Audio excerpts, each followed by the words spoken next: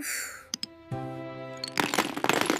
ধুর, আবারও ভেঙে গেল। আমি আর খেলবই না।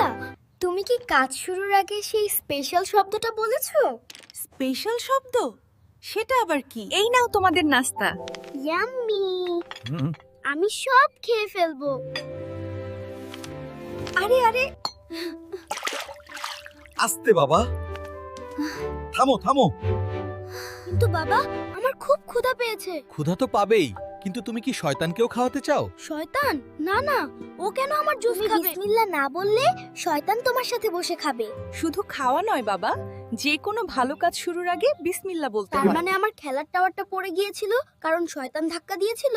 হতেও পারে, তাই আমাদের অস্ত্র হলো বিসমিল্লাহ। বিসমিল্লাহির রহমানির রহিম। দেখো আপু, দেখো মা, আমার টাওয়ার দাঁড়িয়ে আছে। বিসমিল্লাহ, জাদুর মতো কাজ করেছে। মাশাআল্লাহ। বন্ধুরা, যে কোনো ভালো কাজ শুরুর আগে বলতে ভুলো না বিসমিল্লাহ।